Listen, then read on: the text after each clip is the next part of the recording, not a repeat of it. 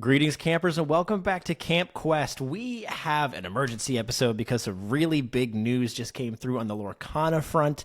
A couple really important cards just got the ban hammer, and we're going to run through the official announcement from Ravensburger and kind of talk about maybe some of the implications here quickly. So, Ian, if you wouldn't mind, go ahead and pull up the announcement, and we'll read through the official newsletter. Yeah, so update to core constructed format. That's the title. And it's really short and sweet. I'm curious about your thoughts on that. But this is basically all we got. And it was a quick, simple, they put it out on Twitter and all the things. They're removing 2 cards from eligibility for the core constructed format. They can still be used in alternate formats or fun things, but the game design team chose to ban Hiram Flaversham and Fortisphere to, quote, ensure the greatest diversity of successful strategies was available to competitive players. It is immediately in effect as of today, and all Disney Lorcana events taking place will no longer accept deck lists with those cards included. It's interesting they noted this marks the first time cards have been banned since Disney Lorcana TCG launched in August of 2023. I think it's funny, right? Like that they included that line but then said like nothing else. So like if you recall like the Bucky ban, right? They kind of wrote a whole thing up about it, and this was just, you know what I mean? Yeah, like I don't know what the precedence is there that you're trying to convey, but yeah. So I don't get it. So moving past like the initial like their wording, okay, let's talk about the cards. I mean, Hiram Flaversham being pretty powerful, Fortisphere being additionally pretty powerful, especially in the recent meta from set 7, where we're seeing more item play within the Sapphire and Steel decks. Was this needed? Do you think that these 2 cards were the ones that needed to go?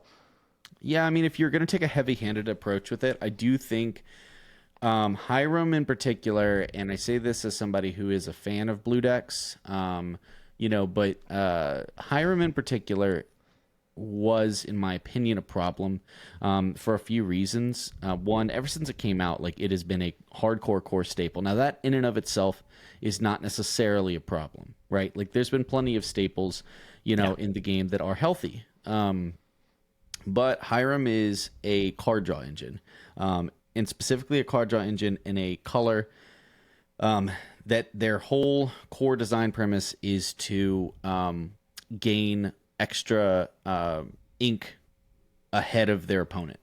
And intrinsically, one of the things that is the flaw of ramping, as we know it, is typically that you are investing time, tempo, and resources into getting ahead so that you can play things earlier in the game than your opponent for the same cost. So like, you'll be able to play your 6 drops before they can play their 6 drops. But the cost benefit of that is, playing things like Tipo or Sail the Azurite Sea early in the game so that you can ramp ahead. And these cards are low tempo, and they tend to force you to ink other cards from your hand, or even in the case of things like, Mickey Mouse or One Jump or whatever, even if they don't take a second card. Winnie the Pooh, right? For a very brief time, that card saw play. Yep. But like these are cards that they're either understated, they're low tempo, they don't affect the board in any way, shape, or form, but they get you ahead. So the flaw is if that color has internal to itself a card draw engine that is cheap, lower on the curve, very easy to use, there can become issues with balance, because all of a sudden, all of the things that you are, the cost of ramping, which is you're spending all of these resources and inking extra cards from your hand, is completely mitigated as soon as you play a Hiram. And Hiram in and of himself, if you comp this to Rabbit, like Merlin Rabbit, like Rabbit comes down for the exact same cost, will often come down a turn after this because they typically ramp on 2, right? And it's uninkable. And it gets you 1 card when it enters play. And if you ever want to get more cards, it either has to leave play, or you be killed, or you have to spend more resources to return it to your hand and keep replaying it, right? And so that if that is like been a premier card draw engine for purple decks for forever, when their whole identity is card draw, then a card like Hiram with 6 defense of all things, yeah, like 2 additional stats over the rabbit too. Like, right? Granted, like the spread's different, but like 6 defense. Yeah. Name something that kills on your turn 3, assuming that they've ramped. Yeah. Name something on turn 3 outside of a brawl. Outside of Ruby, yeah. Yeah, that kills a 6 defense based off of the stats out there. That kills a 6 defense unit. Yeah, it's pretty hard, especially when it gets the effect on play as well as on quest, which brings me to the other half, which is like you might cash in that item for 2 cards, right? But then you can just, what's to stop you from sitting on it and cashing it again and again and again? And we've all played against the Hirams where we can't touch it because of the cards we have, drawn that game. And if you don't find the Brawl or the Sisu, that's a whole other thing. So Hiram has been that staple draw engine for so long. Something had to change. The reality is that red, blue, and blue steel have been not just dominating, but pushing everything else down and out for the most part, with a couple exceptions. But every tournament result is well over half of the top 8 or top 16 or one of those 2 core color combinations. And the other decks that are making it, they're not the decks that are winning. They're like, sliding into the top cut, Yeah, and then just getting bodied in the first round or 2, typically because they can't finish the game out before these Sapphire decks just they pump out the ramp, and then they're able to use a card like Hiram to then refill their hand when they eventually dig for items or they pull out items through the other synergies that Sapphire has, which is that being outside of ramp being the other synergy being the items. They're finding the card draw through like Flaversham just to pull them from the depths of not having to top deck every single game. Right. And, and the thing is, and this is kind of what I want to we'll get to eventually, but Hiram has been auto include status. And it's not that there's not other ways to draw cards. Every color has a way to draw cards, right? But, with the exception of Amethyst, it's always something that comes at a relatively steep cost, either in ink or in deck building.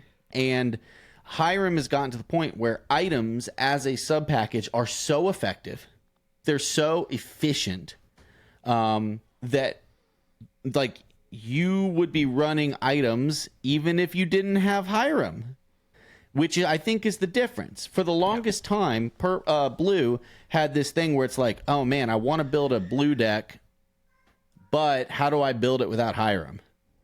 Because try as you might, the conclusion you're going to come to is, unfortunately, this deck is just better with Hiram. You just end up slapping it back in, because if you really want to build the best deck that you can, which I don't know of anybody who, outside if you're building a specific theme deck or a meme deck of any sorts, generally just trying to try something new. If you're trying to build the best deck you can, there really isn't a way around playing a Sapphire deck that doesn't include Hiram. Even decks that were including a whole new world, Sapphire Steel decks that were including a whole new world, which is another very potent card draw, being able just to refill your hand and draw 7, singing with a 5-cost unit. You still ran Hirams to then either filter and find the whole new worlds or dump the board and then continue to refill and cycle your items like it was just there. So let's kind of move the conversation from Hiram now to Fortisphere. Was Fortisphere the right item if you were going to pair something that also needed to be banned? If you were going to ban an item, was Fortisphere the right one? I actually think so.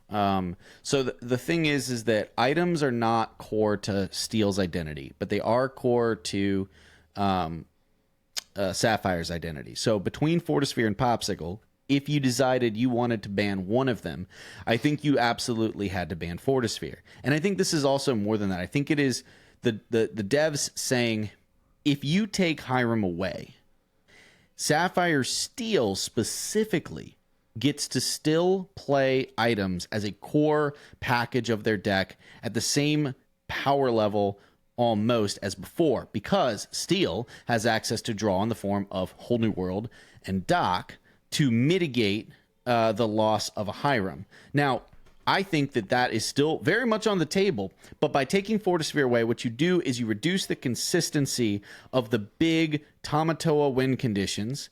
You reduce the consistency of the obnoxious turn 1 Bell, which, by the way, is, to be honest, the card I think I would have banned.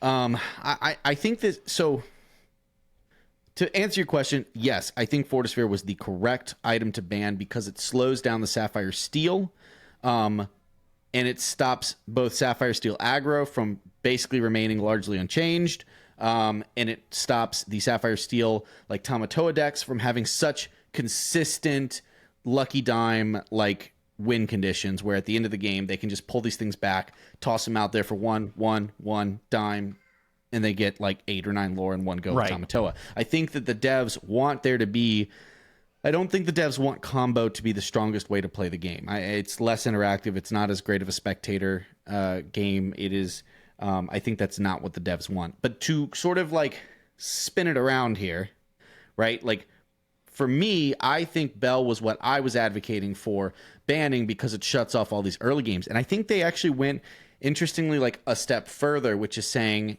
Bell is a... Before Bell, these Sapphire decks were the best decks in the game for a set or two anyways. So Bell just pushed over the edge.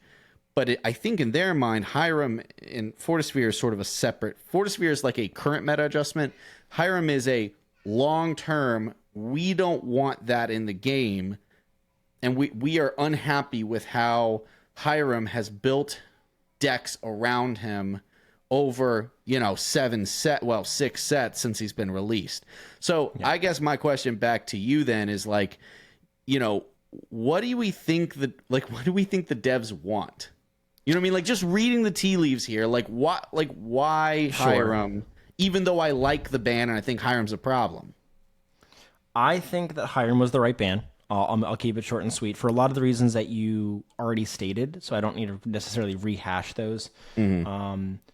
I also agree that Fortisphere, while I'm still torn as if it was the right item to take out an addition, I do agree that if you're going to try to make one of the two still in play between Fortisphere and Popsicle, it is more important to keep the identity, and I think that Lorcana has done a good job of that for the most part, of keeping the identities of the colors kind of true to form through 7 sets, which is an accomplishment in itself. So props to the devs for that. I think it is more important to have Popsicle be this unique and flavorful item that can also be very powerful as a 1-drop. Like I think that is fine to maintain Popsicle. Popsicle to me is better than Fortisphere. Yeah. By a margin, small margin. There are a lot of they both redraw a card when you play it, and they both have the same cost. They're both inkable, but I think the healing of something later on is a better ability than giving something that bodyguard. For sure. But I'm okay with it still being in the game because it is core to the identity of Sapphire, which also has healing properties too. True. So I like that Pops nobody ever uses because items have been in the way forever. Maybe we see some Baymax stuff kind of start to pop out. I don't know. But yeah, I would have liked to have seen Bell go. I think it would have been totally fair, especially as a common card, for the devs who have just in a very subtle way tuck their tail between their legs and go, "Hey guys, we made a mistake." This card is a little bit more powerful than we thought it was going to be, despite the supposed extensive testing. I think that there's no way that they printed a card as a common, anticipating it to be the most brutal card of the set. So I will say this: I don't blame the devs for it happening. I think it's inevitable. Yeah, it'll always happen. I mean, I've played card games long enough to know, like, balance. Yeah. Balance is not balance is fiction. Balance is Sisyphus, rolling the boulder up a hill, right? Like, it's not, eventually it's going to roll back down, right? But you try to make it the most enjoyable and, more importantly, fresh experience, which is what they reference in here, which I like. I do wish I'd heard a little more explanation from them, like saying like, and I bet it will come in a week or two. I'm sure it will. This feels like gosh, we just got to do it. Like we can't sit and debate or deliberate or like write the perfect copy for the marketing, post. Like we just got to get it out. And I prefer that. I just do hope they follow up with some more insights from the dev side. Like, here's what we're thinking. Like, here is the part of the item card draw package that we intrinsically dislike. Because to be honest, from the design decisions they've made over the past 3 or 4 sets, it seemed like that's something they really love. And like, the jokes about, the devs being the Ruby Sapphire players, right? Like, because it just kept getting more and more and more love. But again, we have to remember these sets are designed multiple sets, in the past, so they don't exactly know how the metagame is gonna shake out when they make the cards. Right.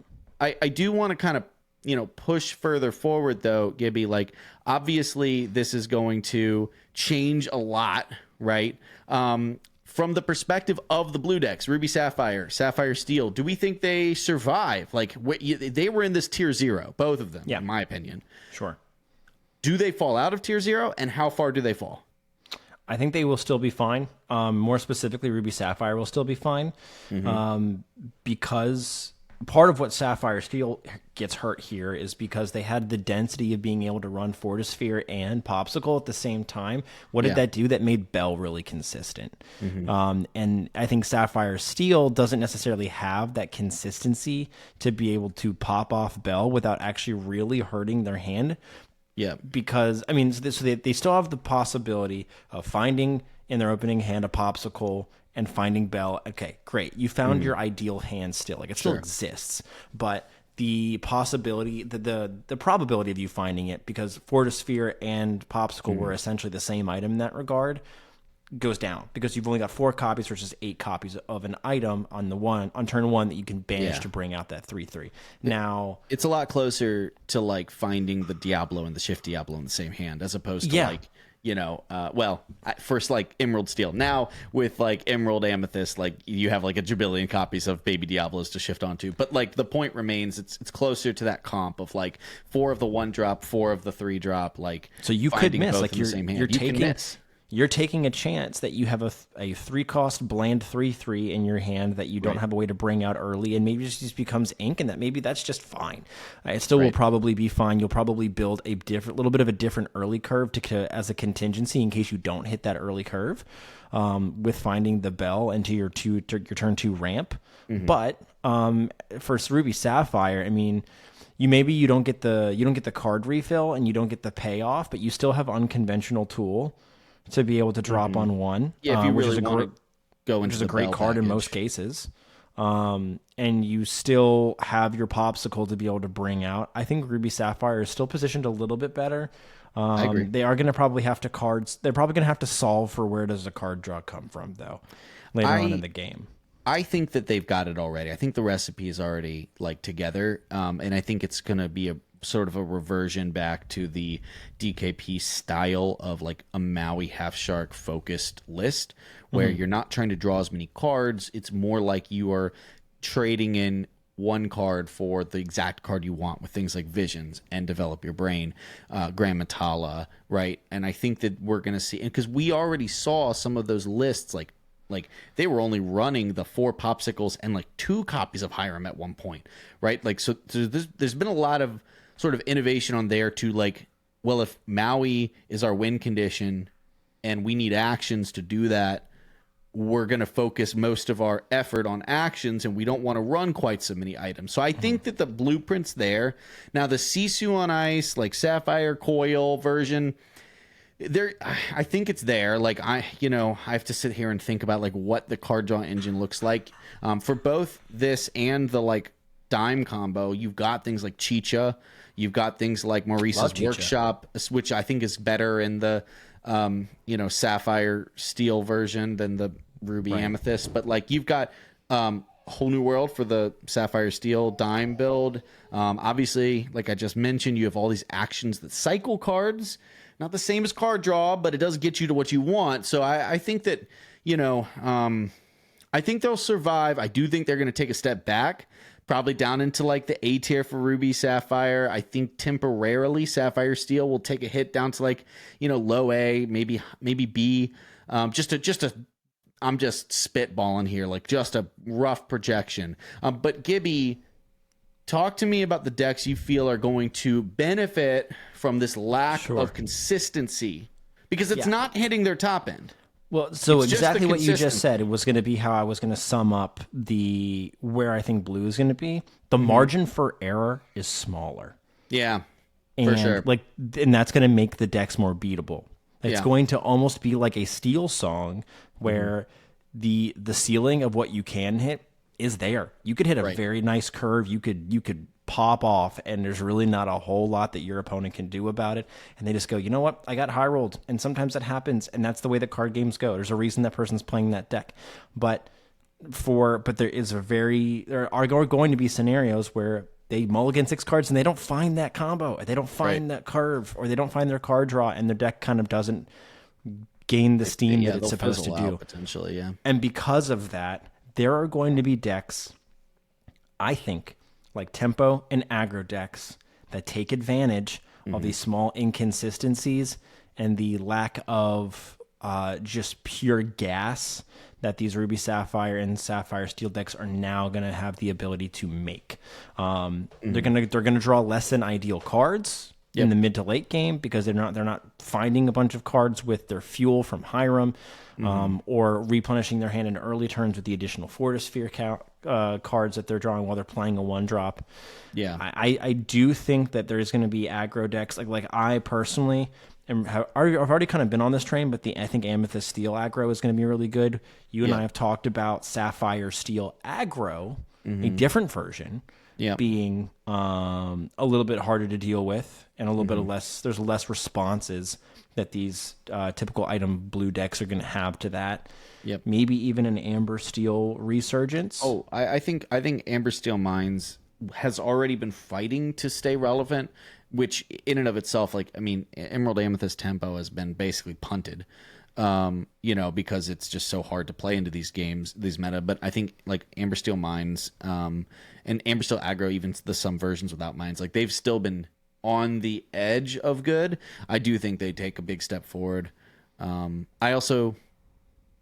know you're going to hate this, but my love and joy, Ruby Amethyst. Ruby Amethyst. Ruby Amethyst, man, like it already has been like sitting there in the fringe similarly, where it's like, and people were trying to solve like, okay, do I like play a heavy location count? Do I, try to play more aggressive characters? There's a build I saw that's like running Minnie Mouses, these Surfer Minis, which we haven't really played since like set 3 or 4. Return of Surfer Mini. Yeah.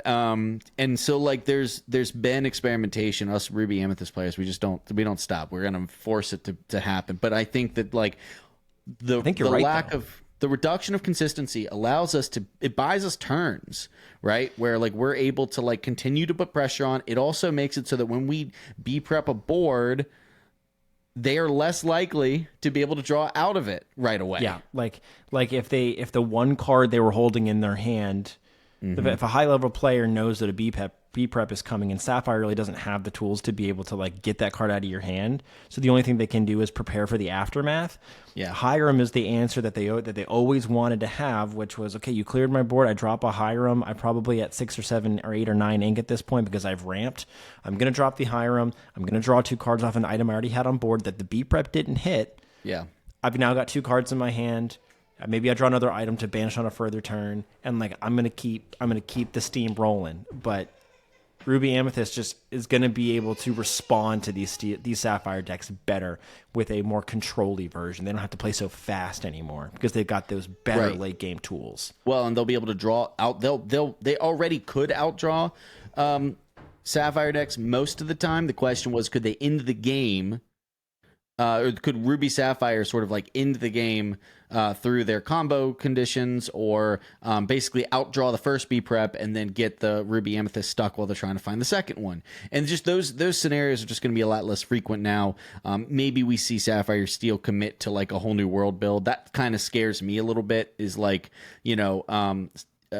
like Lucky Dime combo, Sapphire Steel going back to Whole New World, and just sort of like, I'm gonna hope that I discarded all your B preps. I mean, it's definitely a risk, but I also want to add in there, on top of the aggro decks, on top of the mid-range decks, which I think mid-range decks, Ruby Amethyst can play mid-range, they can play control, it's very flexible game plans, they can even play aggro, but I think mid-range builds, right? The builds that are more like, hey, I got the Mauis and the Elsas, and I am fighting for the board. I'm playing my crabs. I am trying to win the board and not have to be prep, but that's my eject button, right? I think those decks are going to be good. I actually think Ruby Steel weirdly is kind of a sneaky one that it is definitely a C or D tier deck right now, but part of that is because it just doesn't have answers for ramp and items. If it has to be able to challenge things, and if they don't put things on the board that you can't challenge, they're going to have to play to the board a little bit more proactively now, because they can't draw their way into the late game and then just wipe board or combo out. They have to respect the early game a little bit more because they don't have Hiram to draw them through it. So I think decks like that, but here's the interesting thing. I've seen a lot of discourse around discard's going to be so good now. I actually don't think so. This is a hot take here. Discard's great. Discard's always playable in my mind, and I've been testing a lot of it. The discard matchup into those decks is better now. But if a wider field hurts discard. It does. The prevalence of Amethyst hurts discard, because that is the color that is able to sit back. I mean, in the Bucky meta, that's why you and I played Ruby Amethyst, and we built it in a certain way where we're like, okay, if we've identified if it's a discard matchup, sit back. You only keep cards in your hand that draw, and you build and you draw your way out until you're bigger than they can handle, and you've got a bigger board than they can handle, and your hand just doesn't deplete down to 0. And then you win the game. And the more Amethyst decks, and even more now, you've got more tools, because you've got Genie, along with other things. You've got more draw tools. Yeah, there's more draws before even. You've got Obedient Raven Diablo on one, which you didn't have before. Amethyst has got more draw tools than it did when we were in a discard meta with Bucky at the hype. If the meta will adjust to that if discard becomes a thing. Yeah, I think that, all those people like myself that were prepping discard for set champs, I think are probably a little bummed right now. I'm not, because I'll just play Ruby Amethyst. But I'll find some version of a tempo. It's the deck I wanted to play. But anyways, I do think discard is a little bit of a riskier call now. It's going to have improved matchups into those decks that you were trying to target anyways. And so there's going to be people that are still forcing Ruby Sapphire and still forcing Sapphire Steel. And hey, maybe a version of those decks rise up and still is staying in the AS tier, right? But I do think that a wider field is inevitable now, which I think is healthy for the game. I think when discard is strong, I think it means that meta is unhealthy.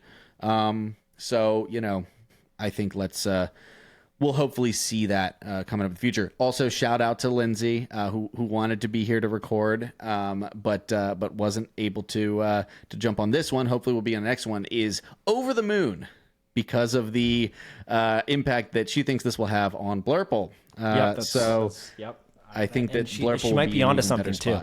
Yeah, I really do. I'm very high on Blurple now. I was already kind of I think Blurple's playable in this meta, and now I'm even more I think Blurple's in a really good spot, just like Ruby Amethyst. These Amethyst decks are back, or have a little bit more staying power now. Back on the menu, boys. Yeah. Well, let's go ahead and wrap this up, Gibby. We're gonna have to do another video at some point in the next week or so, looking at how the meta is adapting. Maybe pick out some decks that we're really liking going into this Flavershamless, this flavorless meta, and pick some stuff out. And hey, maybe we'll even do some brewing on some of the Sapphire decks and see what we can do without Hiram. Yeah, moral of the story: toys are banned. No fun, no toys for Christmas. That's right. Hiram is on vacation indefinitely. Right. Yeah, he's down there with Bucky. All right. Well, thank you everybody for watching. Best of luck in this new format. And we will check you on the next one with some deck lists, looking at this new sort of set 7.5. Let us know in the comments or let us know in the Discord as well if you are finding anything rather productive, if you find anything that's emerged and is a front runner for you for the upcoming month and the set championships to follow in this new meta. So we'll see you guys in the next one.